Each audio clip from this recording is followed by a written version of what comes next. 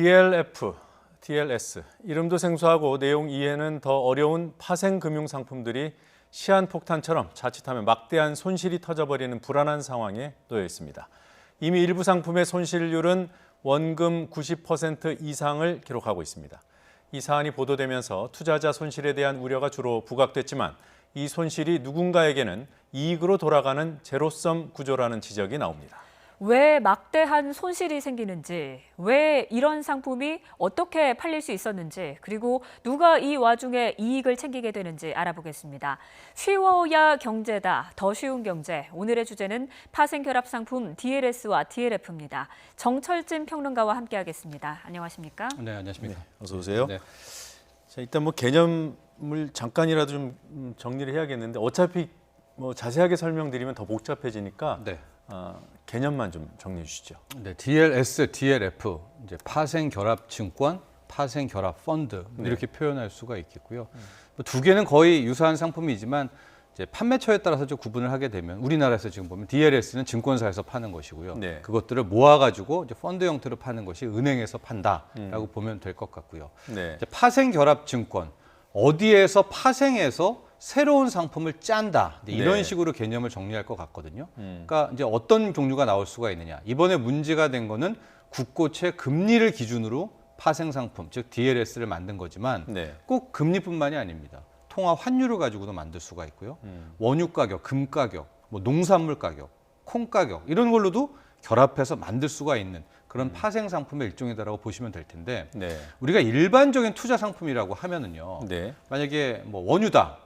그럼 유가가 1% 올랐다 하면 1%의 이득이죠. 또 마이너스 5%가 빠져 떨어졌다면 5%가 손실이죠. 네. 이건 이제 일반적인 우리의 투자 상품이고 저 파생결합증권이라는 DLS, DLF는 그것을 바탕으로 또 하나의 이 수익 구조를 짜는 겁니다. 구간을 설정하고 조건을 만드는 거죠. 그렇죠. 그리고 이제 구조화 상품이라는 이야기가 거기서 나오게 되는데 사실 대충 이 정도예요.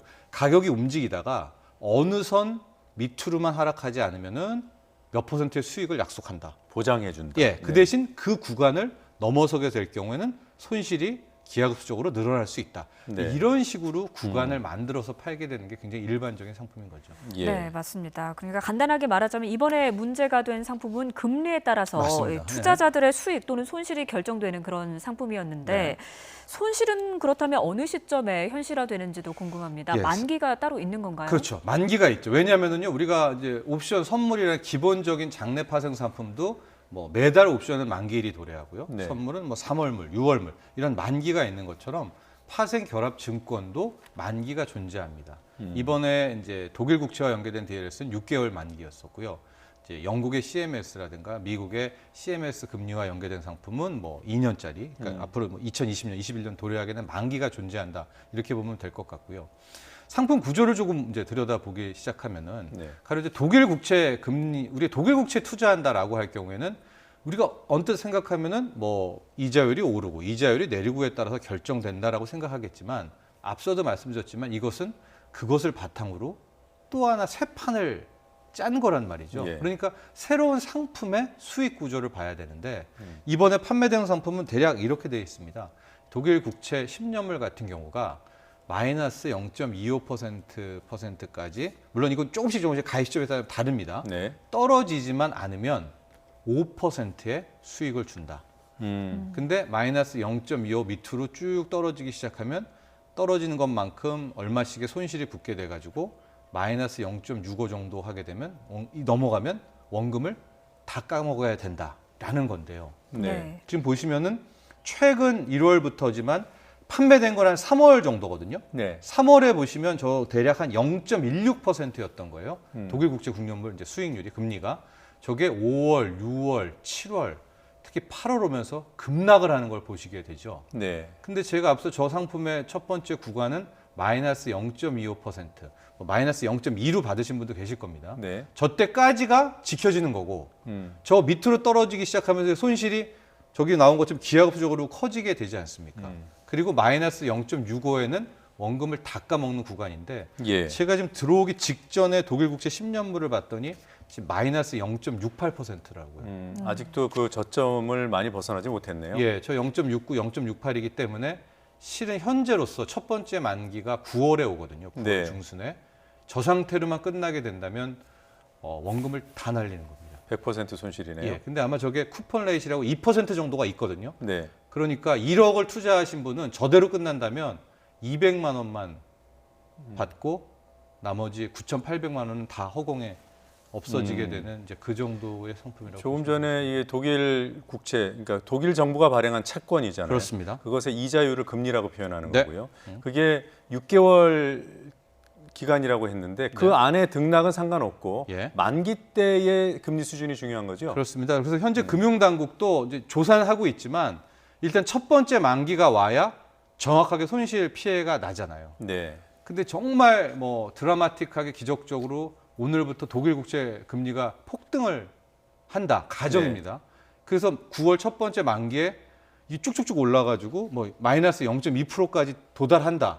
그럼 실은 이제 5%의 이익을 받을 수는 있겠지만 현재 객관적으로 봤을 때 뭐 당장 다음 달 혹은 2달 후에 독일 국채 10년물 금리가 막 그렇게 튀어오를 것 가능성은 낮아 보이는 거거든요. 예. 그래서 일단은 만기가 와야 됩니다. 만기 시점에 피해와 손실액은 확정될 겁니다. 네, 아직 손실이 확정되진 않았지만 지금의 그 평가 손이라고 하죠는 네, 마이너스 이미 마이너스 100%고 마이너스 98%. 네. 그 만기까지 그것이 여건이 개선될 가능성이 그리 높지는 않다. 전망이 그리 밝지는 않다.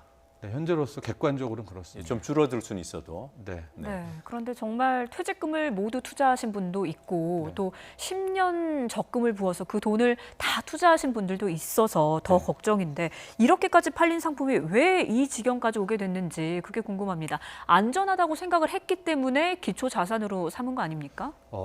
그렇죠. 그러니까 이렇게 안전하다고 해서 기초 자산으로 삼는 것은 아니고요. 그러니까 우리가 약간 이 혼동될 수가 있는데 예. 앞서 말한 것처럼 그 기초 자산의 움직임을 뭐 예측한다 이렇게 보시면 될 것 같아요. 그래서 이제 판매처에서 어떻게 설명했냐 봤더니 과거에 독일 국채 금리가 아무리 많이 떨어져도 우리가 이렇게 생각하시면 돼요. 한 나라의 국가 이 채권인데 예. 마이너스가 나온다라는 게 힘들잖아요. 그것도 독일인데.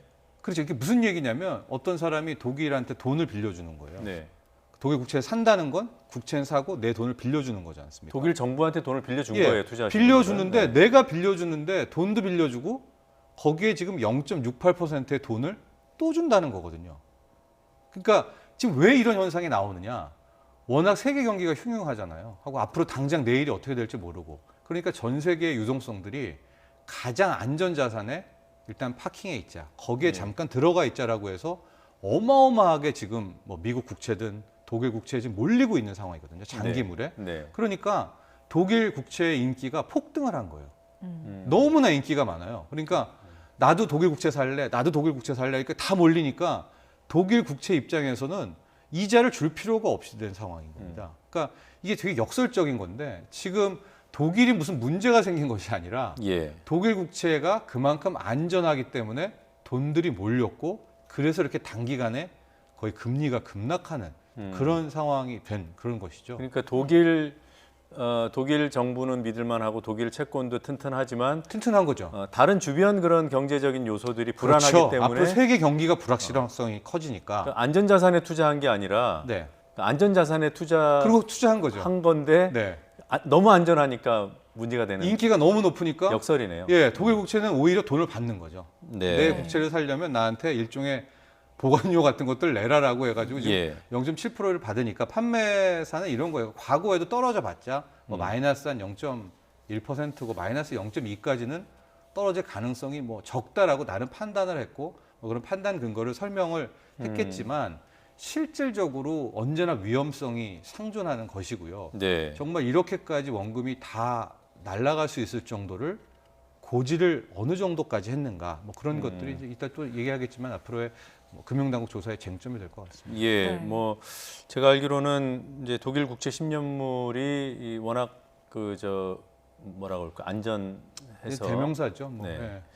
그러니까 마이너스로 가는 사례가 있긴 있었어요. 예. 그런데 0.69, 0.7까지 마이너스를 기록한 적은 없었던 거죠. 그렇죠. 이게 이제 초유의 사태인데 현재 그만큼 초유의 사태고요. 우리가 더 쉬운 경제에서도 장단기 금리 역전 뭐 이런 걸 네. 했었지 않습니까? 아래 공포. 예, 네. 아래 공포라고 해서 그것도 엄밀히 말하면 왜 생기느냐? 미국 국채 10년물 10년짜리 만기가 훨씬 더 이자율이 높아야 되잖아요. 네, 오래 빌려주니까. 예, 근데 2년물보다 아예 지금 3개월보다는 훨씬 이게 싼 완전 역전이 났거든요. 네. 이 3개월보다 2년보다 이제 싼 나온 것이 돈들이 그냥 가 있는 거거든요. 네. 장기 채권에 이제 그게 1년 속상해서 독일 국채도 같이 이 금리를 급락시키는 상황이 나왔었는데 이 상품 자체에 대해서 이런 상품을 왜 팔어라고 접근하는 것은 제가 보기에는 포인트는 아닌 것 같아요. 아, 그래요. 왜냐하면 이 파생 상품은 더 다양하고 개발할 수가 있는 거거든요. 네. 하고 이것들이 과거에는 뭐 미국과 일부 선진 금융시장의 전유물이었다면 최근 우리나라에서도 이런 것들을 많이 개발하고 합니다. 근데 문제는 판매입니다. 판매. 네. 이런 상품은 많이 있는 것이고 예. 그 상품을 원하는 사람은 살 수가 있는 건데 네. 안 원하는 사람 혹은 그 상품에 맞지 않는 사람에게 잘못 팔았다라는 판매가 굉장히 여기서 이제 앞으로 지적을 받게 될 대목이라고 봅니다. 그러니까 잘 모르는 사람에게 제대로 설명하지 않고 팔았다는 거죠. 그게 핵심인 거죠. 그게 이제 소위 말하는 그 불안전 불안전 판매라는 판매 거죠. 아니겠습니까? 네, 네, 그렇습니다. 그럴 가능성이 농후해 보이나요? 현재 뭐 피해 사례들을 보면 가능성은 좀 많이들 보이고 아마 소송도 로펌을 통해서 하고 계신 것 같은데 또 은행은 은행 입장에서는 뭐 우리도 떳떳하다, 뭐 녹취록이랑 서명 다 있다라고 했기 때문에 이제 당국 조사가 어제부터 시작이 됐지 않습니까? 예. 네. 이제 그 결과의 끝을 봐야 될 것 같습니다. 네, 또 가장 좀 중요해 보이는 질문을 하나 좀 드리도록 하겠습니다. 이게 그런데 단순히 불안전 판매 문제에 그치는 게 아니라 앞서 사전 인터뷰에서 이 상품 투자자들이 손해를 보면 누군가는 이득을 보게 되는 구조다 이렇게 설명을 하셨는데 그럼 누가 이득을 본다는 건가요? 이게 이제 파생의 또 하나의 파생 상품의 뭐 기본적인 속성이기도 하고요. 뭐 장내 파생이라고 할 수 있는 뭐 코스피 200 뭐 선물 옵션도 다 그렇지만 이 제로섬 게임인 거거든요. 같은 판돈이 있으면 조금의 수수료를 제외하고는 예. 누군가가 1조 원을 벌었다라고 하면 누군가는 1조 원을 날린 사람이 있어야 이제 이 거래가 성립되는 게 기본적인 파생의 제로섬 게임인데 네. 지금 이 상품 같은 경우에도 실은 장외 파생이긴 하지만 어쨌든 파생의 성격을 갖고 있지 않습니까? 그래서 여기에서 지금 우리 누군가가 이제 당장 9, 10, 11월부터 만기가 도래해서 1,300억을 잃어버리게 되고 더 크게 뭐 미국의 CMS라든가 영국의 CMS 금리까지 해서 정말 뭐 막 7천억, 8천억을 손해 본다면 그만큼을 누군가는 고스란히 벌게 되는 이제 그런 구조라고 보면 됩니다. 그래서 이제 과거에는 어떤 식으로 많이 됐냐면 이것들을 이제 유명 IB 투자은행들의 파생상품부에서 이제 설계를 하고요.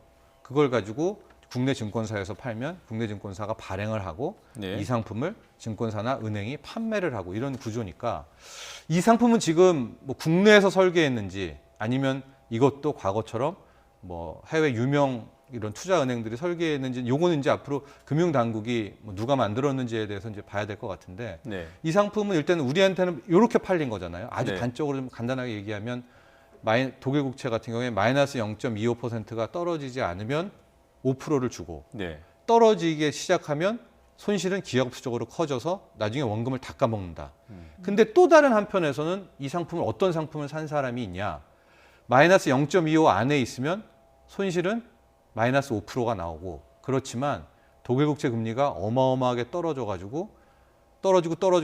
뭐 마이너스 0.65 이상까지 떨어지게 된다면 당신의 수익률은 100%까지 달 수 있다라는 상품을 산 사람이 있는 거죠. 정반대의 상품을 두 개를 만들어 놓고 그렇죠. 하나는 지금 한국 고객들한테 팔았어요. 네. 하나는 어느 쪽에 팔았는지 모르지만 있을 가능성이 있다는 거죠. 그렇습니다. 그게 뭐 발행사가 직접 떠안았던 뭐 하든 뭐 해지를 했던 간에 있어야만 이 상품은 성립이 되고 있기 때문에 네. 이번에 이제 금융당국이 조사를 하면서 이번에 이 상품 설계가 누가 했는지를 좀 봐야 될 것 같고요. 왜냐하면 네. 과거에 키코에서도 우리가 한번 막 유사한 사례들이 많이 있었지 않았었습니까? 이제 그래서 그런 것까지도 함께 좀 조사를 해보면 어떨까? 불안전 판매 외에도 예. 그런 근데 것도 통상 이제 해지라고 해서 위험 회피하기 위해서 네. 정반대 상황, 일어나기 힘든 상황에 투자하기도 하잖아요. 그럼요. 근데 그 범위를 벗어난 상품 설계일 수 있다는 겁니까?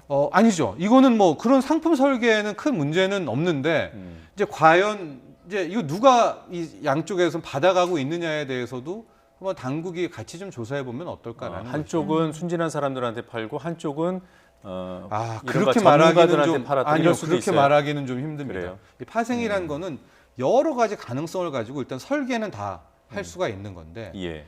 제가 앞서도 말했지만 이번에 문제는 판매인 거죠. 네. 이거를 해서는 팔아서는 안 될 분한테 팔았다든가 예. 전혀 평생 예금만 뭐 50년을 했던 분한테 갑자기 뭐 오유곡이 생겼으니까 이거를 권했다라든가 이거는 말이 안 되는 거잖아요. 예. 그렇죠. 그러니까 뭐 상품의 뭐 설계에서는 뭐 어떤 상품도 나올 수가 있는 겁니다. 네. 간단하게 조금 전에 제2의 키코 사태 말씀하셨는데 네. 키코가 어떤 사건이었길래 이번 거와 이렇게 성격이 비슷하다고 얘기하는 겁니까? 그때도 이제 2006년, 7년, 8년 금융위기 나기 직전까지 보면 이제 원달러 환율 같은 경우에 원화 강세가 거의 뭐 확실한 것처럼 많이 느껴졌었어요. 예. 그때 당시 돌이켜 보면은요. 네, 환율이 떨어진다. 예, 환율이 떨어진다고 생각을 했어서 가지고 당시에 이제 어느 환율이 어느 부분 내에 벗어나지 않으면 또 지금과 똑같이 네. 몇 프로의 이득을 줍니다라고 이제 그런 상품들을 많은 중소기업한테 팔았었죠. 그러니까 그때 당시에도 이 범위라면 뭐 환율이 넘어설 것 같지 않다는 생각이 네. 있었는데 여러분도 잘 알다시피 2008년 이제 하반기부터 속속 미국의 서브프라임 모기지 터지고 리먼 브러더스가 뭐 부도나고 그러면서 원달러 환율이 1,100원, 1,200원, 급등했죠. 1,300원, 네. 1,400원. 그러니까 앞서 지금과 똑같이 원래 설정했던 그 구간을 깨고 올라가 버리니까 고스란히 하나가 다 피해로 쌓게 됐고 네. 그때도 쟁점이 됐던 것이 이제 과연 이것을 제대로 설명을 했느냐에 대한 네. 문제였는데 정확히 또 뭐 12년 만에 유사한 사건이 나오면서 우리가 12년 동안 과연 판매 당국이라든가 금융 당국이라든가 그렇게 불안전 판매라든가 이런 거에 대해서 많이 얘기를 했었는데 또 이런 사태가 나온다는 게 굉장히 좀 안타까운 일입니다. 네, 알겠습니다. 금융당국의 조사 결과를 좀 기다려보고 또 판단을 해봐야 될 것 같습니다. 말씀 잘 들었습니다. 고맙습니다. 고맙습니다.